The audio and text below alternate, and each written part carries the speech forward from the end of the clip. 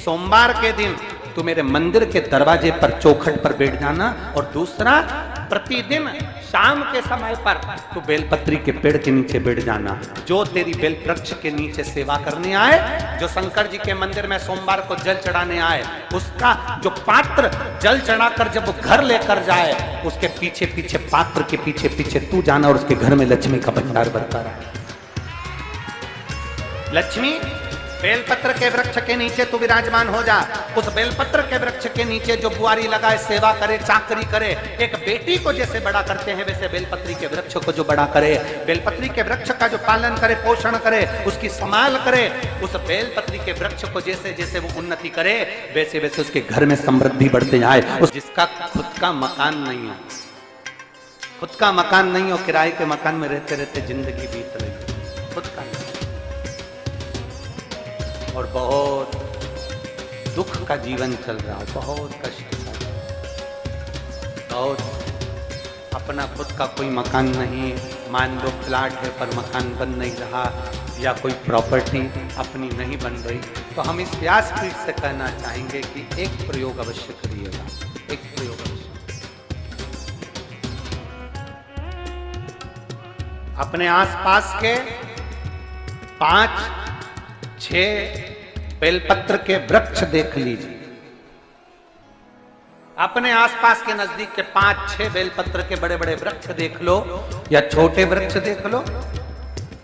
उन 5-6 वृक्ष को धीरे धीरे उनकी सेवा करना प्रारंभ करो, उन वृक्षों को बड़ा करना प्रारंभ करो, उन वृक्ष के नीचे सफाई करना प्रारंभ करो, उन वृक्ष को जल देना प्रारंभ करो, उन वृक्ष को आप खाद देना प्रारंभ करो, उन वृक्ष की सेवा संभाल करना प्रारंभ कर दो, उस वृक्ष के नीचे बुआरी काटना प्रारंभ कर दो, झाड़ू लगाना प्रारंभ कर दो, उस वृक्ष के नीचे सफाई करना प्रारंभ कर दो। उस बेलपत्री के 5-6-7 वृक्ष को आप गोद ले लो। गोद लेना मतलब मैं इसकी सेवा करूंगा, मैं इसमें जल दूंगा, मैं इसके खाद दूंगा, मैं इसकी सेवा करूंगा, कुछ मत करो, बस केवल इस शरीर से उस बेलपत्र के वृक्ष की सेवा करना रोज प्रारंभ कर दो। 6 महीना इंतजार करना और 6 महीना लगातार सेवा करना, 7वां महीना आपका और हमारा, और बताना कि भोलेनाथ ने प्रॉपर्टी दिलाई कि नहीं दिलाई और आगे बढ़ाया।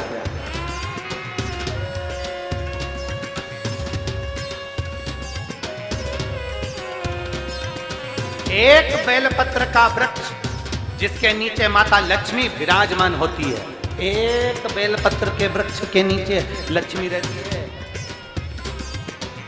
दुनिया के लोग कहते हैं लक्ष्मी जी का दिन कौन सा है, बोलो जम के जल्दी से। शुक्रवार।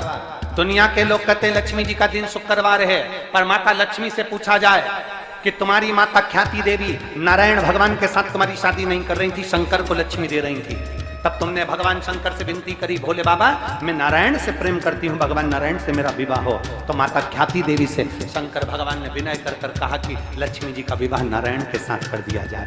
भगवान नारायण के साथ जब लक्ष्मी जी का विवाह हो गया, तब लक्ष्मी जी हाथ जोड़कर बोलती हैं, बाबा मेरा विवाह नारायण के साथ हो गया, पर मैं आपके चरणों की सेवा करना चाहती हूँ, बाबा आप कृपा करिए कि मैं क्या करूँ आपके लिए। शंकर भगवान कहते हैं लक्ष्मी बस 2 चीजें कर दे, एक सोमवार के दिन तू मेरे मंदिर के दरवाजे पर चौखट पर बैठ जाना, और दूसरा प्रतिदिन शाम के समय पर तू बेलपत्री के पेड़ के नीचे बैठ जाना।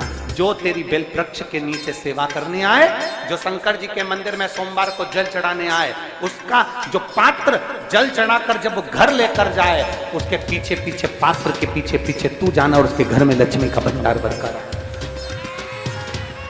लक्ष्मी बेलपत्र के वृक्ष के नीचे तू विराजमान हो जा। उस बेलपत्र के वृक्ष के नीचे जो बुआरी लगाए, सेवा करे, चाकरी करे, एक बेटी को जैसे बड़ा करते हैं वैसे बेलपत्री के वृक्ष को जो बड़ा करे, बेलपत्री के वृक्ष का जो पालन करे, पोषण करे, उसकी संभाल करे, उस बेलपत्री के वृक्ष को जैसे जैसे वो उन्नति करे, वैसे वैसे उसके घर में समृद्धि बढ़ते जाए, उसके घर में वैभव बढ़ते जाए। ये शंकर भगवान माता लक्ष्मी से करे, भगवान शिव माता लक्ष्मी से करे।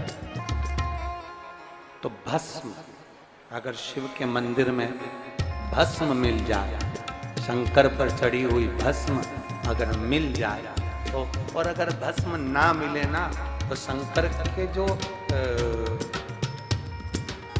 शंकर भगवान का जो शिवलिंग है, शिवलिंग के आसपास में जो जलाधारी है, यहाँ अगर भस्म ना मिले तो इस जलाधारी पर अपना हाथ स्पर्श कर कर अपने तन पर उसको लगाकर जरूर भस्म। एक शंकर पर चढ़ा हुआ जल, दूसरे नंबर पर है शंकर पर चढ़ी हुई भस्म। ये दो स्पर्श। एक भस्म का एक बड़ा सुंदर चरित्र आता है। दूसरा, जिस भूमि पर बैठकर कथा सुनो उसकी रज को अपने मस्तक पर थोड़ा सा लगाकर अवश्य जाओ, तो जीवन का एक आनंद है। और शंकर के मंदिर में जाओ तो दो चीजें अवश्य लेकर आओ। पहला, शंकर जी पे चढ़ा हुआ, जम के बोलो, जल अवश्य लेकर आओ। क्योंकि जब तुम जल लेकर आते हो, पात्र लेकर आते हो, तो मेरा महादेव लक्ष्मी जी को तुम्हारे पीछे पीछे तुम्हारे घर तक भेज देता। चढ़ी हुई जल पर मत खाओ, लोग कहेंगे शंकर पर चढ़ा हुआ ये मत खाओ। हम इस व्यासपीठ से निवेदन करना चाहेंगे कि आप अगर दिल रखकर अपने बाबा से कहोगे ना, तो बाबा पर चढ़ा हुआ जो जल है ना, वो जल साधारण नहीं रहता। मेरा भोलेनाथ जब दुनिया को अमृत देता है तो तुमको भी अमृत दे देता है। दो चीजें कभी मत छोड़ो। अगर मंदिर में गए हो तो दो चीजें कभी मत छोड़ो। कथा में गए हो तो दो चीजें कभी मत छोड़ो। एक, कथा श्रवण करना। दूसरा, जहाँ कथा बैठकर सुनते हैं वहाँ की रज को अपने मस्तक पर लगाना।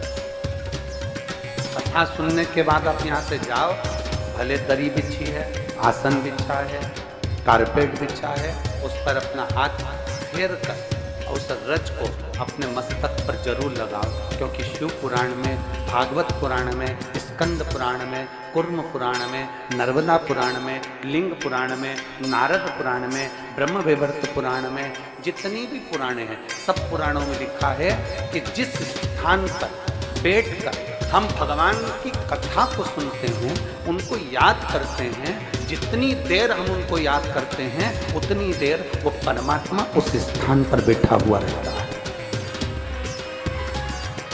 हाथ रखकर बोलना, शंकर भगवान से तुम्हारा रिश्ता कौन है?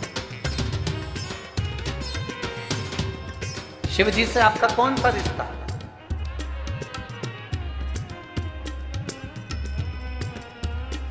शंकर भगवान को आप क्या मानते हो? हमने आपको एक संबंध बताया था कि सीहोर कुबेरेश्वर धाम आपका मायका है। तो हम आपके भाई हैं, तो शंकर भगवान आपके पिता हैं, आपके बाप हैं, आपका बाबा है।